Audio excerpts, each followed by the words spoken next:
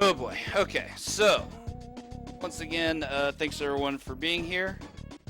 It's gonna be my last game I'm gonna be running in the marathon this week. Similar to Batman Returns, this is also a three-peat for me. I've run this in every year since I started running SNES Super Stars.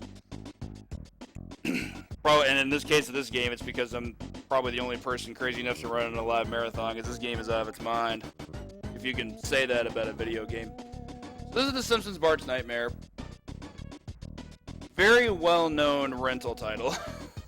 I'm sure probably about 70% of you watching this have probably rented this at some point in your life and probably weren't able to do much with it. I know I didn't. I couldn't beat it for the first time until I was an adult. This game is nanners. Very well known for being extremely RNG heavy and just obnoxiously difficult, especially blind. Ever since 2016 when I picked up speedrunning, there's actually quite a bit I've figured out for this game with the help of other runners as well, such as Dum Dum Dugan, former world record holder, Chaos Legion Karuk, current world record holder, Skinna Marsh, Invader Dez, all have contributed constant knowledge to this game, along with myself. And I'm glad the game has been able to accrue the runners in the past 3 years that it has. But there's only so much I can talk about without actually playing it, so let's go ahead and get started at 3, 2, 1, go. Let's hope we can get a finished game. First thing we'll notice is we're in the overworld. This is the most dangerous thing in the entire game, by a good amount. Our first homework page, that pickup's pretty free. First room we're going to come to is the green door with Bartzilla, and this is probably fairly unique among speed strats because we're just going to stop. We're actually going to go faster by not moving. The reason why we do this stage auto-scrolls, and if you let it auto-scroll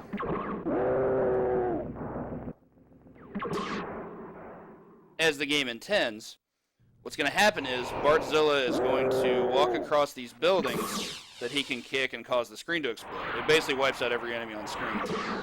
You'd think this would be helpful, and technically it is, but at the same time it's not, because kicking those buildings does drain time, and we'd rather just have it not drain time, so we're just not going to let it do that.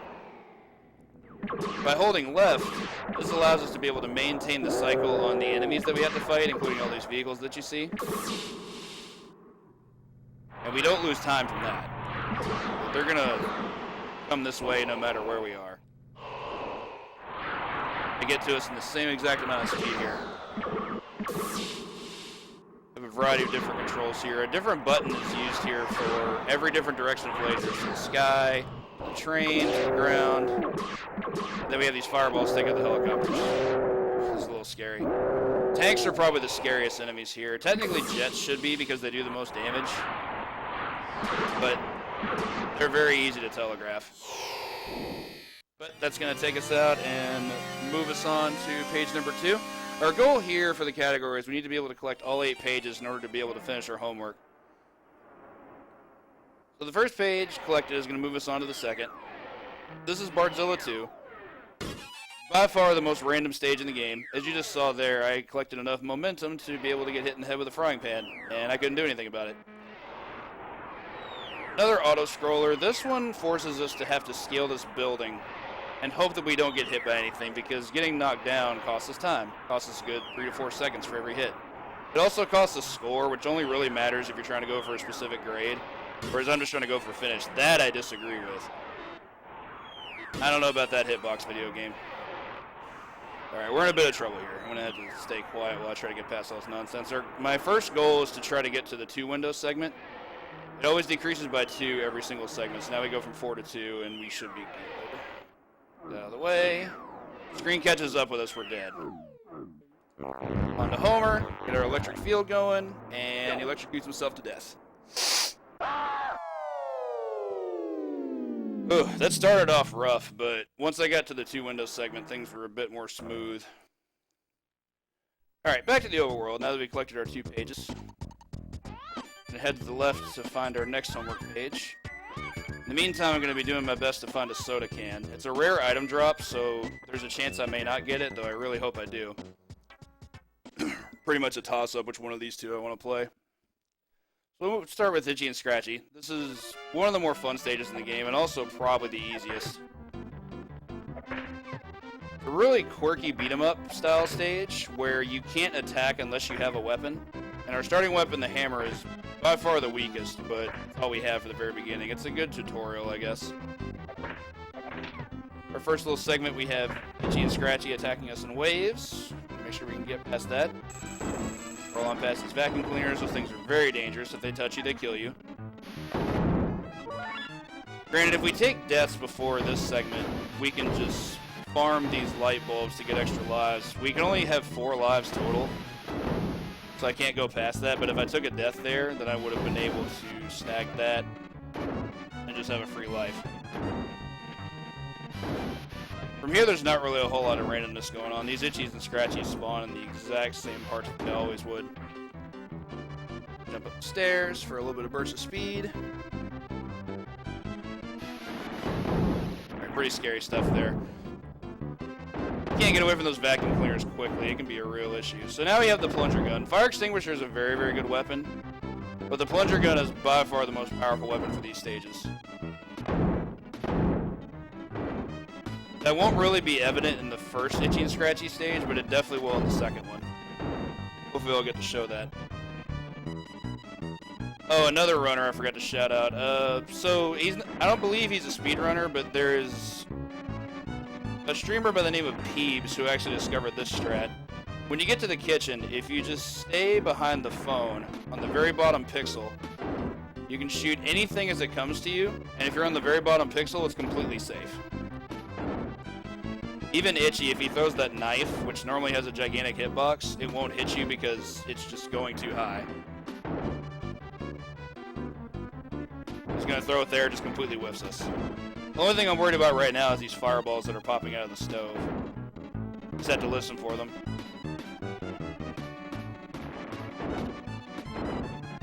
One more Itchy should do it. Alright, there we go. To celebrate, I'm going to get hit by the phone. And by a fireball. Yeah, just a little bit. Puffing and puffing. Okay, so now that we've hit our first 2 stages guaranteed, here's where things are going to start becoming a bit more, well, a bit more a couple things. First of all, it's going to become more interesting, especially in terms of the overworld. And second of all, it's also going to become a lot more difficult, because the more pages you collect, the angrier the game gets. Like, at this point, the game's basically just going to be out to get us. There's a reason I turned into the frog there. What I'm looking for now is a saxophone. There's a manip strat you can do. It's basically like a cryptic thing. I don't know what you call it exactly. You turn into a frog and then kill the saxophone like I just did. You're going to spawn a page. That'll take us to our next stage. Okay. On to Purple Door. I don't really know what you call this. I've always referred to it as the bloodstream. This stage, casually, I think is actually really easy.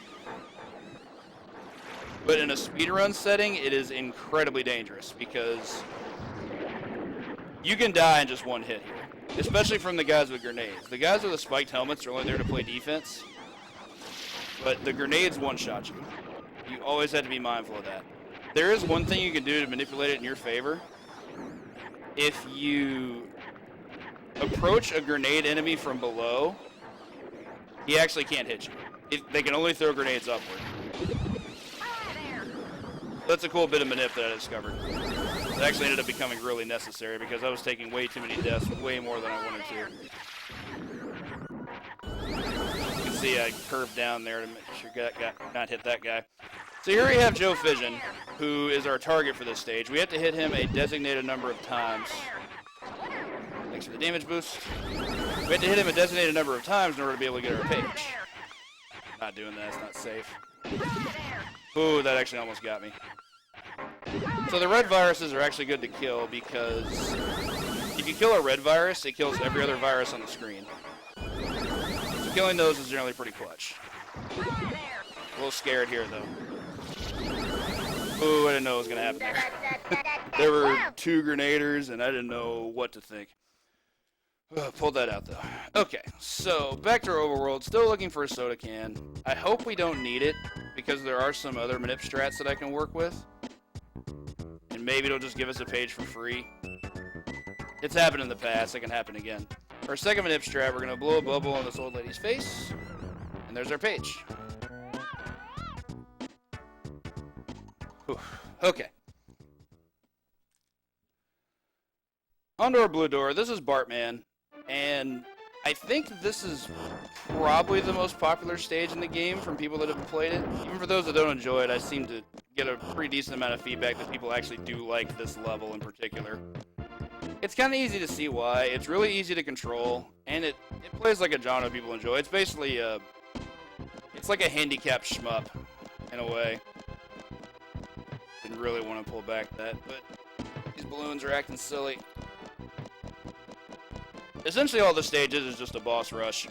And there are some cool manip strats that I can show off that's going to allow us to avoid a good amount of damage.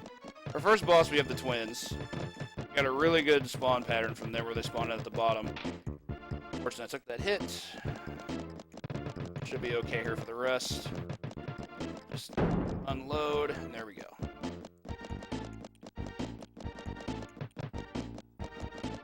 Second segment here is nothing really to write home about. It's just more balloons. They drop some power-ups, including some health. Not super worried about it. More anticipating what our second boss is going to have. Here we have Barney, who... That's not Barney, that's Nelson.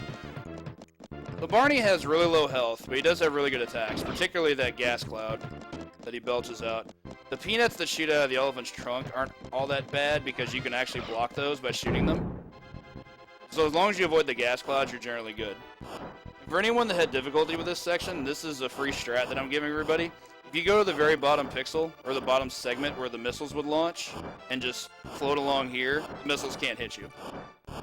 This is completely free.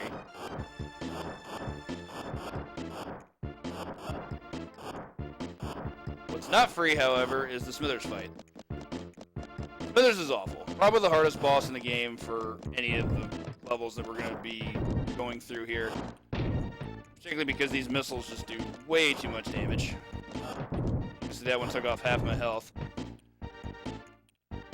For fastest possible speed, you essentially want to get rid of the missiles by not getting rid of him, but just making sure they despawn. You can either blow them up, or you can let them fly off screen. It doesn't matter, just get rid of them.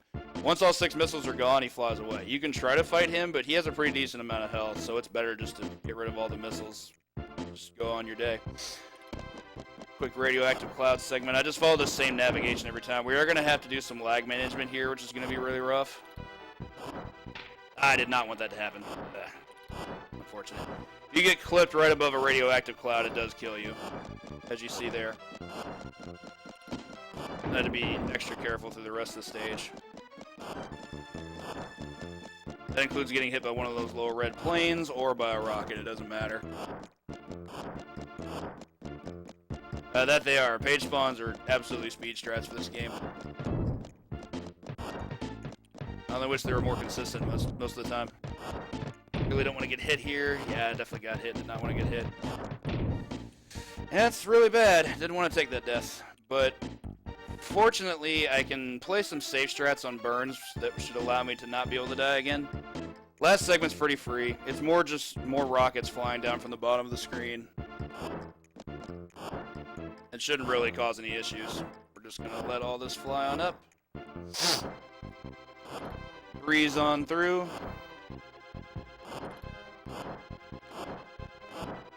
Not really much to write home about here until the boss fight. So here we have burns. Ideally, I'd like to have 10 cycles or less on this fight. That doesn't generally happen, because burns has really weird damage-taking mechanics. Flying across the screen is a single cycle. My general strat is to get in as many hits as I can before I start descending, then let them hit him on the way down, sorry. And try to avoid taking hits as much as I can. His bullets do a pretty good amount of damage. I think they do 19% if you get hit. So 6 hits will cost me a life, so I'm hoping to make sure that doesn't happen. Should be just a couple more cycles here. Yeah, it took a hit, no big deal though. Cool. actually got I think that was a 9 cycler, so that wasn't too bad.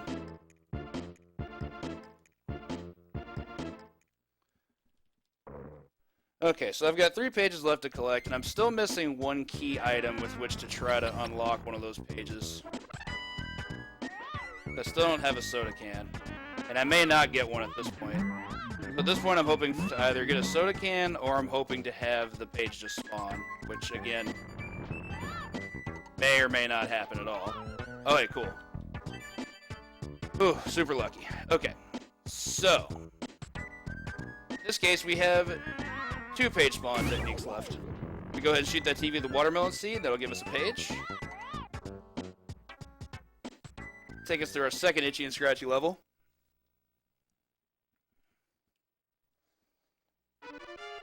Casually, this is arguably the hardest stage in the game. Most people argue the temple, but I'll talk about that a bit later. This stage is really difficult, but there are some knowledgeable strats that can take you really far here. That was actually a buffer strat. You had to move back to the left to be able to get the last of the 3 vacuum cleaners to spawn in order to complete the room. I moved to the left to make sure those eyes spawn and I can just move past them. So here's where things get important.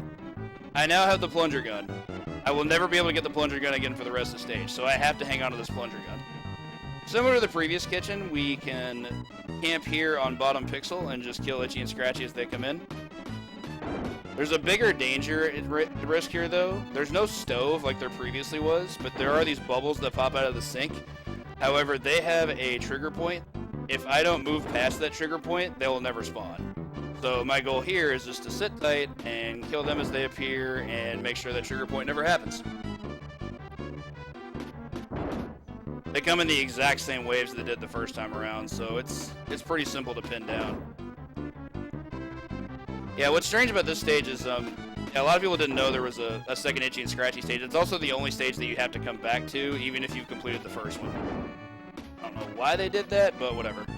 So this room used to be really, really difficult, and now it's a lot easier thanks to Peebs being the genius that he is. You used to have to be able to run past that door with Itchy on the poster there on the right, and that was really hard to do because you had to jump that door and avoid mouse traps that he threw. And that was really hard to do because if you couldn't do it, you lost the plunger gun. And that pretty much kills the run entirely because it adds an entire minute onto what you're going to be doing for the rest of the time.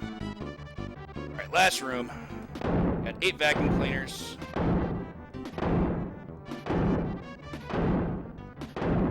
Yo, got the dream. 8 vacuum cleaners to the left. That's the best RNG. Kill that guy. 1 more, and here's our boss. That right there is why you want the plunger gun. It takes 8 hits. The fire extinguisher can't kill that thing for like a minute and 15 seconds.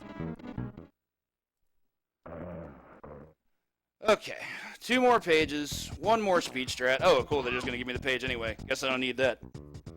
Alright, for the temple, I'm going to remain quiet here because I need to be able to make sure I'm counting.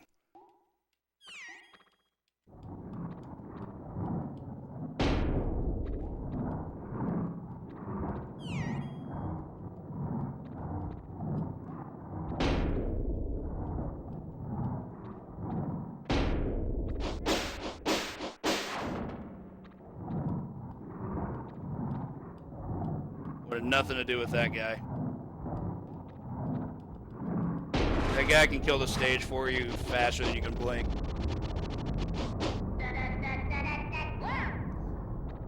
Okay, on to room 2.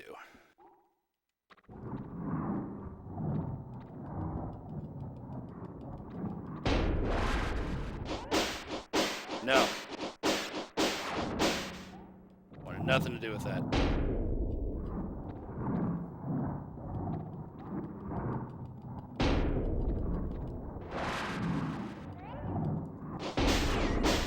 Whew.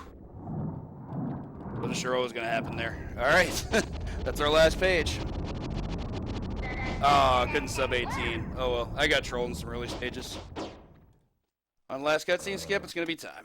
1803. Okay. Not too bad. Managed a B-, but honestly, I've run this game in so many marathons now, and even up to this point, I'm still amazed I haven't lost a run of it, just because this game, if this game decides that it doesn't want you to beat it, you're not going to beat it. But this is my third time playing it for SNES Super Stars, and haven't not finished it yet, so obviously no complaints here. Whew. Goodness gracious. Thank you all so much for the GGs. Game is ridiculous, as we all know. And for anyone who's even curious about trying to beat the game, much less try to speedrun it, I hope this provided enough knowledge for you to be able to at least endear the idea of being able to beat it, because I think anybody can beat this game, but you do have to spend time with it. I haven't made a tutorial earlier this year because someone requested it, and I even learned a lot more about this game just from doing that. You get a better ending if you get a higher grade, but that's more based on score, and that run just goes longer. So, it's what it is. Anyway, thank you all so much again. That's going to do it for me for this year on SNES Super Stars. And coming up next, we have my good buddy and RGL teammate, the one and only Anthole, with Indiana Jones' Greatest Adventures, and that game is amazing. So yeah, y'all enjoy the rest of the marathon, and take care. I will hopefully see you all next year.